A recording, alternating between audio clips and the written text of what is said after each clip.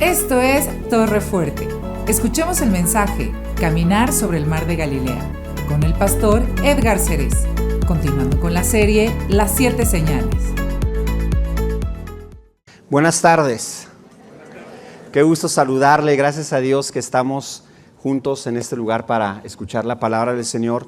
Qué hermoso tiempo de alabanza hemos tenido y este tiempo de adoración, y que lo podemos disfrutar juntos. Estamos estudiando esta serie que son las señales de Jesús en el Evangelio de Juan. La estamos estudiando domingo y miércoles. Espero que muchos de ustedes hayan podido venir los domingos y los miércoles para ver todas las señales. Si viene solamente los domingos, solo escucha los nones 1, 3, 5, 7. Si vienen los miércoles nada más, solamente le tocan 2, 4, 6 y hasta ahí. Pero bueno, vamos a estudiar el día de hoy la quinta señal. Vamos a hablar acerca de esta quinta señal, que es la de Jesús caminando en el mar. ¿Se acuerda usted de esta historia, de esta narración? Cuando Jesús caminó sobre el mar, bueno, es la que vamos a estudiar en este momento. Déjenme nada más, antes de entrar al estudio de la señal, dar una pequeña introducción. La señal 3, 4, 6 y 7, también la 5, pero la señal 3, 4, 6 y 7 son señales que tienes que estudiar. No nada más la señal, no nada más el milagro, sino lo que sucedió después, la explicación que Jesús da después de la señal o del milagro. Si tú nada más lees la señal o el milagro que se hizo, tu enseñanza queda muy corta. En estas señales que acabo de mencionar, 3, 4, 6, 7, Jesús hace el milagro, hace la señal y después viene una explicación. Entonces no debemos perdernos la enseñanza en el milagro, pero tampoco la enseñanza en la explicación, porque eso llena demasiado y llena muchísimo más nuestra enseñanza, la enseñanza que Dios nos quiere dar. Ok, ahora, esta enseñanza que vamos a ver cuando Jesús camina sobre el mar, sobre el agua, es la señal o el milagro número 5 que está en el libro de Juan. Déjenme explicar, esto ya lo prediqué el miércoles, que me tocó predicar la señal número 4, pero déjenme brevemente explicarlo. La señal 4 es la multiplicación de los panes y los peces. ¿Se acuerda usted? Ok, Jesús toma, ¿cuántos panes? ¿Cuántos peces? Mire bien. Wow. Bueno, toma 5 panes, toma 2 peces y los multiplica. Ok, imagínese que mi mano es el mar de Galilea, ¿ok? Este es el mar de Galilea. El milagro de la multiplicación de los panes y los peces sucede en esta parte, la parte casi llegando a la curvatura del mar de Galilea. Aquí arriba estaba el río Jordán, río Jordán, mar de Galilea. El milagro sucede aquí. Había una ciudad muy cercana que era la ciudad de Bethesda, la ciudad de Betsaida. La ciudad de Betsaida. Es importante esta ciudad de Betsaida. Si usted ve la predicación del día miércoles, se va a dar cuenta cuál es la importancia de que estuviera cerca de Betsaida. Entonces aquí estaba Betsaida, aquí se da la señal en la ribera del mar de Galilea, la multiplicación de los peces. Después de la multiplicación de los panes y los peces, dice la Biblia que Jesús se retira a orar aquí mismo, eso lo voy a explicar más adelante, pero los discípulos toman una barca. Y los discípulos, al tomar la barca, cruzan el mar de Galilea y llegan a la otra orilla donde está Capernaum. Cuando están aquí en el mar de Galilea es que se da todo esto de las olas y Pedro, yo camino y ahogándose, no, Señor, sálvame. Todo eso que ahorita vamos a ver. Jesús camina en el mar, los rescata y llegan a Capernaum.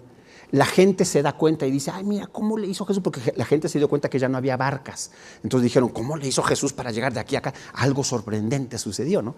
Entonces llegan nuevas barcas, toman barcas, algunos se van caminando y llegan a Capernaum y le preguntan a Jesús, Jesús, ¿qué fue lo que sucedió? ¿Cómo le hiciste? Y Jesús aquí en Capernaum les explica la cuarta señal, la señal de la multiplicación de los panes y de los peces, pero también aquí en Capernaum los discípulos entienden la quinta señal cuando Jesús camina sobre el mar. ¿Ok? Entonces, es importante que cuando leamos todo el contexto, no nada más el pedacito, sino que leamos todo el contexto. Ok, ahora sí, ya después de haber explicado esto, perdón hubiera sido más bonito poner aquí un mapa, pero no se me ocurrió, perdón, me reprobaron en geografía, no tiene nada que ver, pero bueno. Hay 3 enseñanzas que yo quiero compartir con usted respecto de este milagro de cuando Jesús camina sobre el mar. 3 cosas que podemos aprender, y yo quiero compartir con usted esas 3 enseñanzas de cuando Jesús caminó sobre el mar. Acompáñeme por favor al Evangelio de Juan, capítulo 6. Tenemos que reconocer que Juan, cuando escribe, no escribe por secciones. Juan va escribiendo y su narrativa es continua. Nosotros en la Biblia tenemos estas secciones o estas divisiones, pero la división está ahí para facilitar de nosotros, para comprender qué es lo que vamos a leer, pero estos subtítulos fueron añadidos, no están en el escrito original de Juan. Juan seguía leyendo, por lo tanto no debemos romper la narrativa continua de Juan. Así que voy a empezar a leer desde el versículo 15. Ya sucedió el milagro de los peces y los panes. Versículo 15. Pero entendiendo Jesús que iban a venir a apoderarse de él y hacerle rey, volvió a retirarse al monte a él solo. La primera enseñanza que quiero compartir contigo que nos enseña este pasaje es la oración. ¿Por qué es importante este tema de la oración? Porque algo que sucedió en este quinto milagro, y lo tienes que reconocer, tiene que ver con la fe. La fe es directamente proporcional a nuestra relación con Dios. Algo que tú y yo vamos a aprender en esta señal es justo eso, que la fe, el que Jesús haya caminado sobre el mar, no hay otra opción, es un acto de fe, es una muestra de la fe, es una señal, es un milagro que tiene que ver con la fe, pero la fe está directamente relacionada con tu relación con Él. ¿Cómo yo puedo incrementar mi fe? ¿Cómo puedo desarrollar la fe que yo tengo en Jesucristo? Número 1, lo que acabo de mencionar, la oración. Dice Juan que Jesús se retiró solo. Probablemente tú me vas a decir, oye Edgar, pero Juan dice que Jesús se retiró y dice que estaba solo, pero no dice que se retiró a orar. ¿Cómo entendemos que Jesús se retiró a orar? Bueno, este milagro de cuando Jesús camina sobre el mar, de los 4 evangelios aparece en 3. 3 evangelios narran este milagro: Mateo, Marcos y Juan. Lucas es el único que no lo registra. Te podría explicar desde mi perspectiva, desde mi opinión, por qué lo narran de manera diferente y por qué Lucas no y los demás sí, pero no vamos a entrar en ese detalle. Eso lo vemos más ya en los cursos de Escuela de Desarrollo Cristiano. Pero solamente Mateo, Marcos y Juan lo narran. Mateo y Marcos sí son muy específicos y dicen: Jesús se retiró solo a orar. Mateo y Marcos son muy claros, y Juan, aunque no utiliza la palabra oración, pero cada vez que Juan nos presenta a Jesús solo, está dando a entender que estaba en un tiempo de oración. Primera enseñanza que tú y yo debemos comprender en este milagro es la oración. Él estaba orando, él seguía orando. ¿Qué tiene que ver la oración con la fe? El principal enemigo, fíjate lo que te voy a decir, el principal enemigo de la fe no siempre es la duda, o no únicamente es la duda. El principal enemigo de la fe es la autosuficiencia. No necesitas dudar de la palabra de Dios para no tener fe. Lo único que necesitas es sentirte autosuficiente. Probablemente has tenido alguna tentación en tu vida. No te estoy diciendo nada, solamente digo probablemente. Has tenido alguna tentación de tu vida. Piénsalo bien, seguramente has caído, porque a mí me ha pasado, has caído porque tú crees, tú piensas que tienes controlada la situación y hay un sentido de autosuficiencia. Tranquilo, no te preocupes, no, todo está bien, no va a pasar. Yo sé, yo lo estoy manejando, no va a pasar nada. Y ese sentido de autosuficiencia te aleja de la dependencia de Dios. Y la dependencia de Dios es fe.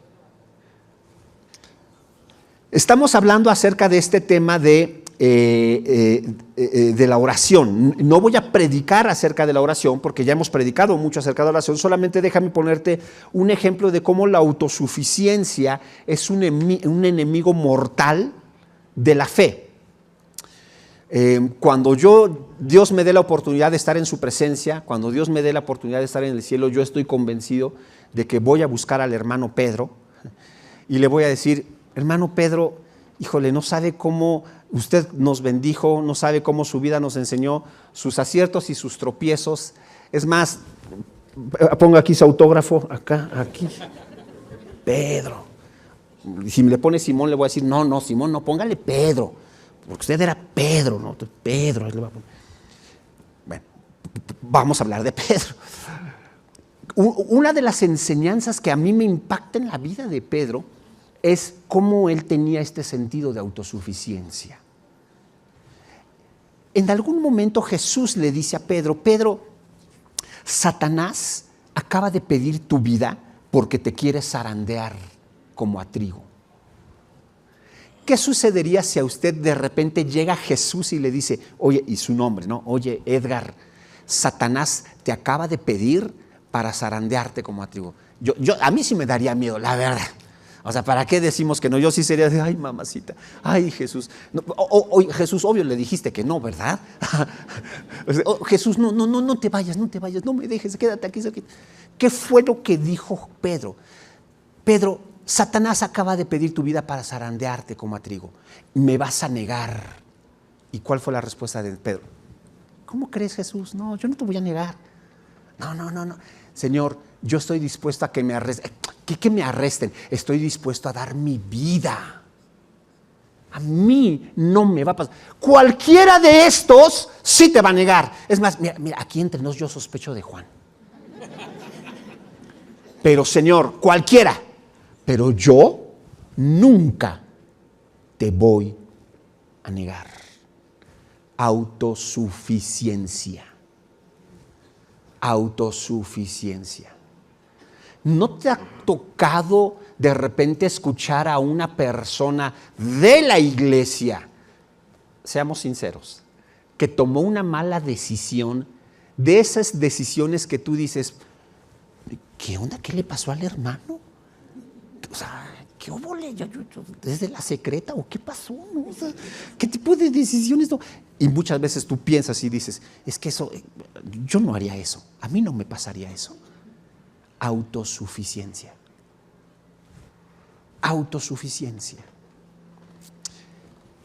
Dice Jesús en Lucas, hablando acerca de, hubo una situación en la que una torre en Siloé, una torre se cayó y mató a unos muchachos.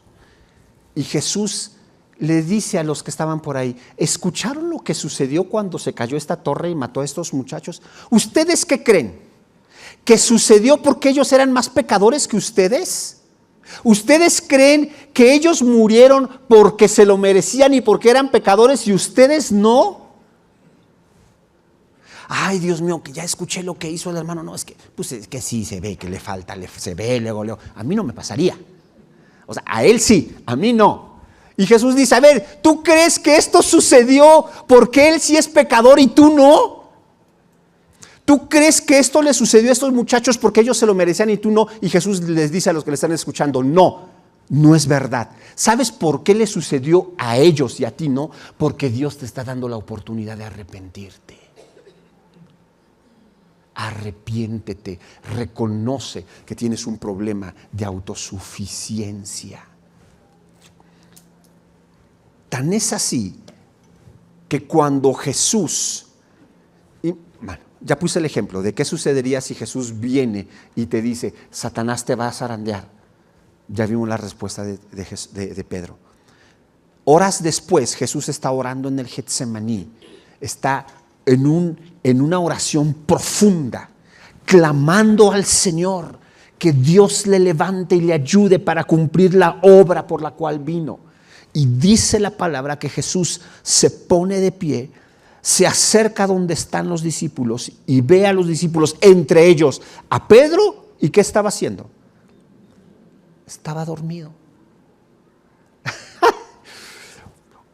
Oye, Pedro, ahí viene el chamuco, te acaba de pedir para zarandear tu vida. Y Pedro dice, sí, pero mis 8 horas yo no las perdono. ¿No? Yo voy a dormir. Uno de los mayores enemigos de la fe es el sentido de autosuficiencia. ¿Quieres incrementar tu fe? ¿Quieres ser una persona de fe? Tienes que meterte en oración, porque la oración reconoce que no somos suficientes. En la oración es en donde reconocemos, Señor, nosotros no podemos. Señor, necesitamos de ti. Segunda enseñanza que quiero compartir contigo, no nada más la oración es necesaria para la fe. Segunda característica, un tema que no nos gusta mucho, un tema del que en ocasiones preferimos no hablar, pero que es una realidad, la tribulación. Acompáñenme por favor ahí en el Evangelio de Juan, en el capítulo 6, hablemos de la tribulación, por favor. Versículo 18, empecemos a leer a partir del versículo 18.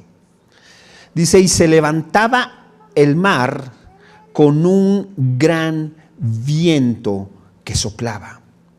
Ellos ya estaban en el mar de Galilea, estaban remando y dice que se levantó un gran viento que soplaba.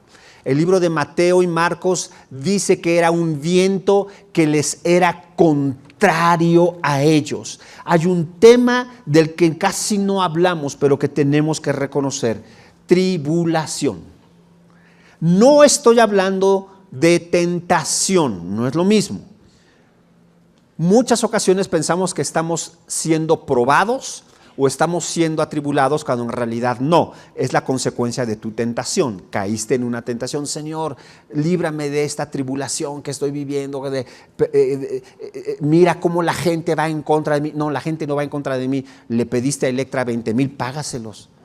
O sea, perdón, eso no es, mira a mis enemigos, Señor, pero yo en el nombre de Jesús declaro que tú vienes y que muerda un perro al Señor que me vino a cobrar. No, pues los debes, perdiste control, dejaste de tener dominio propio y adquiriste una deuda que no tenías que haber adquirido. Eso no es tribulación, eso no es una prueba, eso es la consecuencia de una tentación, la consecuencia de una mala decisión. Pero estoy hablando de tribulación, de prueba, que sin saber, sin entender, de repente empieza a suceder algo, o sucede algo, una enfermedad, y que a lo mejor tú dices, ¿qué pasó?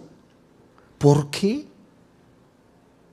La muerte repentina de una persona, un problema que no tiene que ver con algo que tú hayas hecho. O de repente ves que alguien en la familia tiene un problema y tú dices, ¿qué fue lo que sucedió? ¿Y ahora qué está pasando? ¿Por qué, Señor? Sin saberlo, sin entenderlo, sin haber, creo yo, hecho algo inadecuado, sucede algo que está afectando mi vida. De repente llego a mi casa y nos vaciaron la casa. O me robaron el carro, algo sucedió, me asaltaron, me golpearon, le dieron un golpe a mi coche y huyeron. Y Dios va a permitir que vivas situaciones de tribulación para incrementar tu fe. Dios utiliza la oración para desarrollar tu fe, pero Dios también utiliza la tribulación. Dice la Biblia que este viento les era contrario. Acompáñame, no, sin perder el Evangelio de Juan, pero por favor acompáñame a Primera de Pedro, rápidamente. Justo vamos a ver qué es lo que está diciendo Pedro respecto de este tema.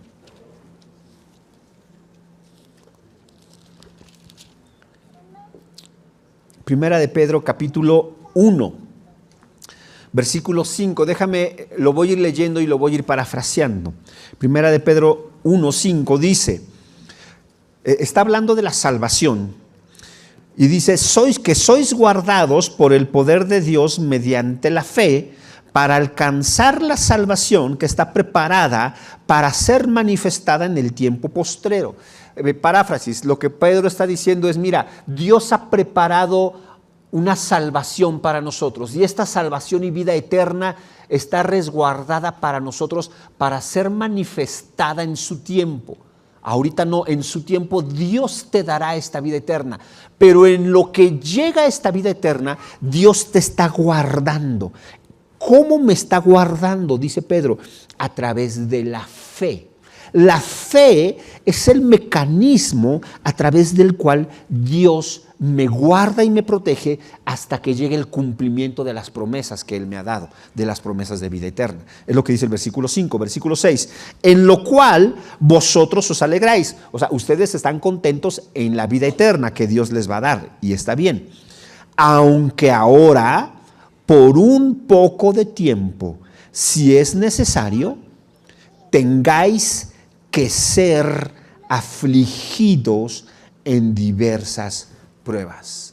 Pedro está diciendo, mira, no te preocupes, Dios tiene reservada esa vida eterna que te prometió. Dios tiene reservada esa salvación que te prometió. Pero en lo que llega, tienes que entender que si es necesario, Dios te va a hacer pasar por prueba.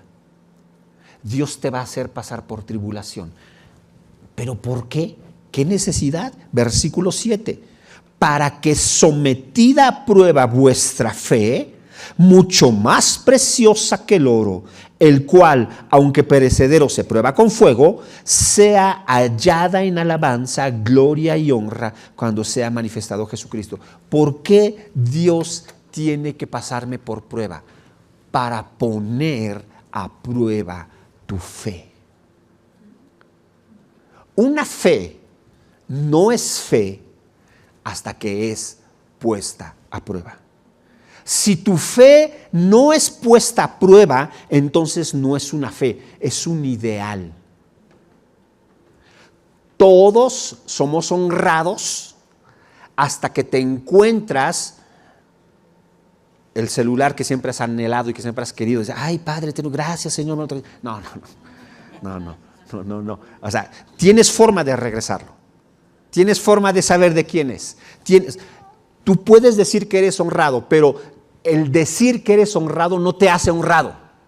Lo que te hace honrado es cuando eres puesto a prueba. Tú puedes decir que tienes fe, pero no tienes fe sino hasta que eres pasado por fuego, hasta que eres pasado por la prueba. De tal manera que Pedro lo que está diciendo es, tu fe va a ser probada. Jesús sabía que ellos iban a que iban a pasar por esa tormenta. ¿Y qué fue lo que hizo Jesús? Los dejó solos. Les dijo, súbanse a la barca y váyanse ustedes. Yo me voy a quedar aquí orando. Yo no dudo que Jesús haya orado también por ellos. Yo me voy a quedar aquí y ustedes váyanse. Y Jesús permitió que los discípulos pasaran la prueba de estar solos con el viento en contra. Ahora, ¿qué fue lo que hicieron los discípulos? Regresa por favor al Evangelio de Juan. Y esta es la parte muy importante que quiero compartir contigo respecto de la fe. Dije primera de Juan, no, a Juan. Juan capítulo 6. Estamos en el versículo 18. Se levantaba el mar con un gran viento que soplaba. Versículo 19. Cuando habían remado como 25 o 30 estadios, vieron a Jesús que andaba sobre el mar y se acercaba a la barca y tuvieron miedo. Ok, déjame hacer dos observaciones aquí. Primero, dice que habían remado como 25 a 30 estadios. Un estadio es una unidad de medida que más o menos son entre 180 a 190 metros, más o menos. Por lo tanto, si habían navegado de 25 a 30 estadios, eso significa que más o menos habían avanzado unos 5 kilómetros. De 5 a 6 kilómetros, más o menos. Ok. Ahora, La Biblia, Juan no lo menciona, pero Mateo y Marcos sí hacen una mención de esto. La noche, en la costumbre bíblica de Jesús, la noche se dividía en 4 vigilias. Bueno, era costumbre sobre todo de los romanos, pero se dividía en 4 vigilias, así se dividía la noche. Desde que anochecía, ¿como a qué hora anochece? Como a las 6, las 7, no a qué hora le anochece el corazón a usted, porque a lo mejor algunos dicen, no, yo 3, 4 de la mañana, todavía estoy... No. ¿A qué hora anochece? Bien, como a las 6, 7. Ok, desde la primera vigilia es desde que anochece hasta las 9 de la noche. A ese tiempo se le conoce como la primera vigilia. Segunda vigilia, de las 9 de la noche a medianoche, a las 12. Eso es la segunda vigilia. Cuando usted lea y diga, y llegó en la segunda vigilia, entre 9 y 12 de la noche. Tercera vigilia, entre las 12 de la noche y las 3 de la mañana. Tercera vigilia. Cuarta vigilia, entre las 3 de la mañana y el amanecer. ¿Cómo a qué hora amanece? Como a las 6, 6 y media. Hay unos que dicen, no, a las 5 y cuarto, yo ya me desperté, ya está amaneciendo. Bueno, por ahí más o menos. Ok. Así se dividía la vigilia de la noche. Mateo y Marcos son muy claros y dicen que ellos estuvieron remando desde que se subieron. Dice la Biblia, y eso sí lo dice Juan, que cuando anocheció, lo subió a la barca y le dijo, órale, váyanse. ¿No? Eso sí lo dice Juan, también lo dicen nosotros evangelistas. ¿A qué hora anochecía? Dijimos, como a las 6, 7, es decir, en la primera vigilia. Ahora, algunos van a decir, pero no dice que exactamente ese momento. Bueno, no exactamente ese momento, pero si la primera vigilia era de 6 a 9 de la noche, en ese espacio fue que los discípulos empezaron a navegar. A lo mejor vamos a pensar que se subieron, sí le hicieron caso a Jesús, pero cuando Jesús se separó dijeron, oigan, espérense, pues una selfie, y en lo que se tomaron la selfie, y de repente por ahí uno de los apóstoles dijo, oye, ¿no te sobró un poquito de pan? No, pues sí, pero tengo pescado, porque también fueron los pescados, la multiplicación de los pescados y los panes, ¿no?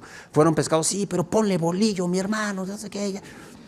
Les dio las 9, vamos a ser exagerados, y les dio las 9, o sea, terminó la primera vigilia, 9 de la noche. ¿Y en qué momento los alcanzó Jesús? ¿En qué vigilia dice? En la cuarta vigilia. Y dijimos que la cuarta vigilia empieza a las 3 de la mañana. O sea, si empezaron a remar a las 9, súmele, 9, 10, 11, 12, 1, 9, 10, 11, 10, 11, 12, 1, 2, 3, sí, 6 de la mañana, o sea, 3 de la mañana, 6 horas. Remando, 6 horas de, oye, no estamos llegando, 6 horas de esfuerzo y de no obtener nada. ¿Sabe cómo se llama eso? Carnalidad. ¿Qué es la carnalidad? Cuando yo lo hago en mis propias fuerzas. Y ahí ves a los discípulos, 6 horas, dale, es que no, es que el viento está contra, tú dale, pues es que tú eres el zurdo, pásate del otro lado, papá, pues le estamos dando vueltas, si ya se cambia, desarrollaron la estrategia, dale, vamos a, y nomás no podemos, caray, ¿cómo que no vamos? No por nada soy pescador, óyeme, yo soy el mejor pescador de Betsaida, ¿cómo que no? Vamos a darle y darle y darle. Una característica dice que no tuvieron miedo. Dice que tuvieron miedo cuando vieron a Jesús. Pero antes, mientras el viento les era contrario, no tuvieron miedo. 6 horas, si es que Jesús llegó cuando inició la cuarta vigilia, pero si en lugar de las 3 llegó a las 4 o a las 5, pues auméntale, ¿no? Por lo menos 6 horas trabajando sin lograr nada, sin obtener ningún resultado. Eso es carnalidad. Probablemente la prueba o la tribulación que estoy viviendo, la estoy viviendo en mi carnalidad. Señor, otra vez lo mismo, otra vez la misma situación. ¿Por qué? Porque la estamos viviendo en nuestra carnalidad. Y muchas veces cuando hay problemas, cuando hay dificultades, cuando hay tribulaciones, realmente lo que estamos viviendo no es fe, sino lo que estamos viviendo es carnalidad. ¿Por qué? Porque lo que hacemos es planeamos cómo resolver el problema y después de que planeamos cómo resolver el problema le decimos a Dios, Padre, bendice lo que ya planeé. Señor, interven. Te pido que tú hagas que esto que yo ya decidí que se debe hacer, se haga. Eso es carnalidad. Eso no es fe. Muchas veces nuestra fe está en la carnalidad. Lo que estamos viviendo es carnalidad y no fe. Ay, Señor, tengo un problema financiero fuerte, necesito pagar. Y entonces tú empiezas a ver, voy con este cuate que me debe dinero, que me pague, después yo voy allá y después, yo tengo aquí un dinerito, lo jalo de acá, la próxima quincena lo repongo y luego hacemos esto, cambio estos dólares. Ok, sí, lo hacemos. Señor, bendice. Eso no es fe. Tú hiciste tu plan estratégico y le estás diciendo al Señor, Señor, échale los polvos mágicos a mi proyecto. Eso no es fe, eso es carnalidad. Los discípulos no tuvieron miedo. ¿En qué momento tuvieron miedo? Cuando vieron a Jesús. Cuando algo se salió de su esquema de pensamiento. Dice de repente que estaban duro y dale, y no podían. Y en algún momento, dice la Escritura, que ellos vieron a Jesús, pero dice que vieron algo y pensaron que era un fantasma. Y hasta gritaron, ¡un fantasma! A lo mejor usted dirá, ¡ay, hombres de poca fe! No, ahí sí les doy la razón. Hermanos, nos hubiéramos asustado todos. O sea, no me diga que alguna ocasión no se ha despertado así medio todavía y de repente voltea y ve un espectro horroroso, así de, ¡oh, Padre! ¡Ay, es el espejo, Dios! O los que son papás, no sé si alguna vez le tocó que su bendición bella, hermosa, mi vida, mi princesa, a las 2 de la mañana que se para y se te queda viendo. Y tú te despiertas, ¡ay, la sangre de Cristo me proteja, Padre! Eterno, aleluya. No, ahí me hice cristiano. O sea, si con nuestros hijos nos asustamos, imagínese a estos hombres remando y en su carnalidad. Ahorita vas a ver, Pedro, ahorita vas a ver. No, ya soy bueno, si los pescadores de Betsaida somos los mejores. Y de repente, un fantasma, Dios mío. Y dice, era Jesús. Ellos no se dieron cuenta que era Jesús. Estaban tan en su carnalidad que no percibieron a Jesús. ¿Y sabes qué es lo más hermoso? Dice el Evangelio de Marcos que mientras ellos estaban en el mar de Galilea batallando con el viento, dice el Evangelio de Marcos que Jesús estaba en el monte orando y los estaba viendo. Jesús los estaba viendo. Eso me encanta porque eso me recuerda el Salmo 32. ¿Qué dice el Salmo 32? Sobre ti fijaré mis ojos y te haré entender el camino por el cual debes andar. ¡Wow! ¡Qué promesa de Dios! Aún en medio de la tribulación, Dios te dice, yo no he despegado mis ojos de ti. Probablemente aquí hay personas que estás enferma, que estás batallando con enfermedad o que estás batallando con una situación en donde tú dices, Señor, esto no es mi carnalidad, esto ha sido una prueba. Yo quiero decirte que Dios no ha quitado sus ojos de ti. Y lo único que está diciéndote Dios es, yo te estoy viendo, yo no he dejado de verte, solamente quiero que entiendas que yo estoy aquí, que estoy trabajando con tu fe, porque Dios trabaja con nuestra fe a través de la tribulación. ¡Qué impresionante! El tercer punto, y con esto quiero terminar. Dios trabaja con nuestra fe, número 1, a través de la oración. Número 2, a través de la tribulación. Dios incrementa nuestra fe. Número 1, a través de la oración. Número 2, a través de la tribulación. Y número 3, a través de nuestras decisiones. ¿Por qué digo a través de nuestras decisiones? Esto está impresionante. El Evangelio de Juan, aquí termina la redacción, o la narrativa más bien. Aquí termina la narrativa. Dice Juan que Jesús se acercó y les dijo, yo soy. ¡Qué hermoso! Esto está impresionante, porque Jesús pudo haber dicho cualquier cosa, ¿no? Cuando los discípulos dijeron, ¡un fantasma! Jesús le hubiera dicho, tranquilos muchachos, tranquilos. Pero no. O hubieran dicho, o Jesús pudo haber contestado, tened ánimo, no temáis. Cualquier cosa. Pero qué impresionante que la única respuesta, o la primera respuesta que Jesús les da es, yo soy. ¿Por qué es impresionante? Porque con el yo soy está diciendo, yo soy. Recuerda, ¿quién soy yo? Yo soy. ¿Yo soy quién? El Hijo de Dios. ¿Yo soy quién? Dios. Entre paréntesis, yo te invito a que lo hagas como tarea. Perdón por dejar tarea, pero yo te invito a que lo hagas como tarea. Hay 7 declaraciones en el libro de Juan del yo soy. Estúdialas. 7 veces Jesús dice, yo soy el pan de vida. Yo soy el buen pastor. Yo soy la puerta. Yo soy la resurrección. 7 veces. Estúdialas. Qué impresionante, ¿no? No es coincidencia que Juan habla de 7 señales, 7 milagros y 7 declaraciones de yo soy. Eso está padrísimo. Bueno, eso ya nos vamos a salir de tema. Ok, regreso. Entonces Jesús le dijo a los discípulos, yo soy. Fue la forma en la que les dio valor. Ahí termina Juan su discurso.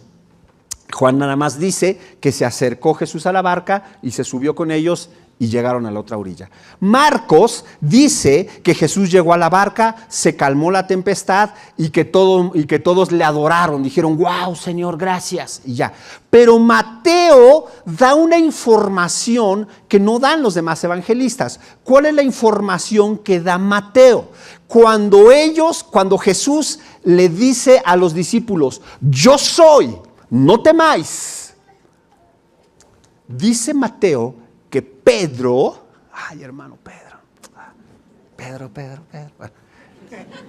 que Pedro le dice a Jesús, si tú eres, el sí es un condicional.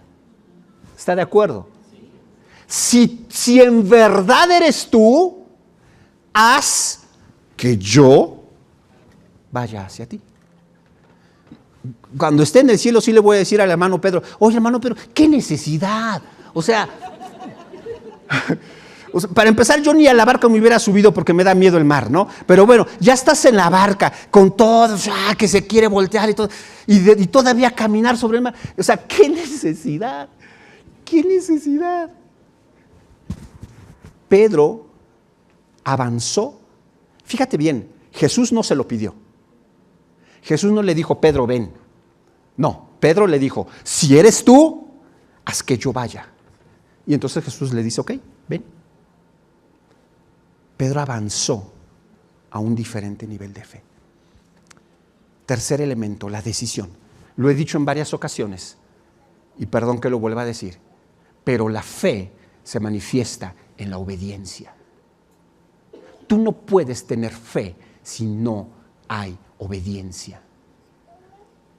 Como le digo a los jóvenes, perdón, pero como le digo a los jóvenes, cuando tú oras y le dices a Dios, Dios, es que me va a doler si corto con él o con ella porque no es tu voluntad, Señor, me va a doler, me va a romper el corazón. Obediencia. ¿Por qué eres capaz de obedecer? Por la fe. Porque la fe me dice, Señor, tú no vas a dejar que mi corazón se destroce. Señor, tú me tienes preparado al indicado. Señor, tú me tienes preparada a la indicada. Obediencia. Si Dios está trabajando con tu vida y te está diciendo, hijo, deja eso. Tú sabes que eso es pecado. Tú sabes que eso está mal. Déjalo. La fe se demuestra en la obediencia. Déjalo. Obedece. Dice la Biblia que Pedro le dice, si tú eres, entonces haz que camine. ven y camina. Ya conocemos la historia, no voy a entrar a ese detalle, pero Pedro empieza a haber sido glorioso. Yo sí le voy a preguntar a Pedro, oye, ¿cómo sentiste? ¿Qué sentiste? ¿Cómo estaba el agua? Que nos cuente a detalle. O le digo a Jesús, Jesús, ¿me puedes poner el DVD? Bueno, ya no va a existir DVDs, pero Señor, ponme la grabación de Pedro, no, para verlo. Pedro caminando y se empieza a hundir y Jesús milagrosamente, de una manera soberana, toma su mano y lo rescata y le dice, hombre de poca fe, ¿por qué temiste? ¿Por qué dudaste? Pero ¿por qué me lleva a esta parte de la decisión? Dice la Biblia que se calma la tempestad, llegan al otro lado, que en este caso es a Capernaum. La gente que había estado en el milagro de la multiplicación de los panes y los peces, los siguen y llegan al otro lado y empiezan a cuestionar a Jesús. Le dicen, a ver Jesús, tú dices que tú hiciste señales, esta señal de los peces y de la multiplicación de los panes, pero ¿eso significa que tú eres el Cristo? Y Jesús les dice, claro, yo soy el Cristo. Y la gente le dice, no, pero Moisés hizo que descendiera pan del cielo. Y Jesús les dice, no, no fue Moisés, fue mi Padre. Mi Padre fue el que hizo que descendiera pan del cielo. Y es más, yo soy el pan del cielo. Yo soy el pan que descendió del cielo. Yo soy el alimento que necesitas. Necesitas comer de mí. Necesitas comer mi cuerpo. Necesitas beber mi sangre. ¿De qué estaba hablando? De su muerte. Pero dice la Biblia que los que lo estaban escuchando no entendieron. ¿Cómo? A ver, ¿cómo que beber su sangre, comer su cuerpo? O sea, y dice la Biblia que en ese momento lo abandonaron, que muchos discípulos lo dejaron, dijeron no. Jesús se voltea con los discípulos, con los 12, y les dice, ¿ustedes también se quieren ir? Wow. A lo mejor un publirelacionista le hubiera dicho, no Jesús, mejor pregúntale, oiga muchachos, ¿sí entendieron? Porque no quiero que se vayan, ¿no? Pero no, Jesús se voltea y les dice, ¿ustedes también se quieren ir? ¿Y quién contestó? Pedro. Por eso le digo, ahí me busca y me acompaña y vamos a buscar al hermano Pedro allá arriba. Y Pedro contesta y dice, Señor, ¿a quién iremos? Solo tú tienes palabras de vida eterna y nosotros hemos creído y conocemos. Cuando dice y nosotros hemos creído, ¿qué significa? Ya lo entendí en mi mente, lo entendí en mi corazón. He creído que tú eres el Cristo. Pero Pedro dice, nosotros hemos creído y conocemos. ¿Qué significa conocemos? Lo he vivido. Sé que tú eres el Cristo, no porque lo entendí, no porque te escuché, ni siquiera porque lo sentí aquí. Sé que eres el Cristo porque ya lo viví.